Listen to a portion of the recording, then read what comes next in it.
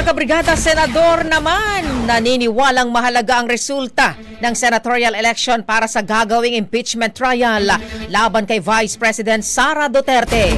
Brigada Ann Cortez, ibrigada mo. Brigada Live Report.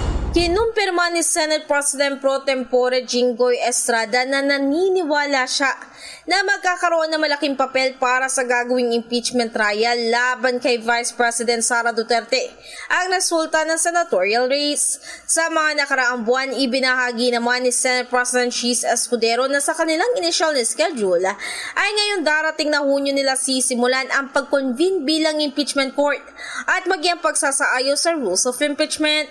Habang pagkatapos naman ng State of the Nation address ng Pangulo sa Hulyo, dyan nga sisimulan ang paglilitis sa Vice Presidente. Naniniwala naman din si Estrada na may dalang malaking epekto ang pag-endorso ng ilang religious group sa mga kandidato para mga ito ay manalo. In the heart of changing lives, ako si Brigada Ann Cortez ng 105.1 Brigada News FM Manila, The Music News Authority. Rapido, Brigada Balita Nationwide. Ang bahaging ito ay hatid sa atin ng Fast Relax. Tanggal ang sakit, ora mismo.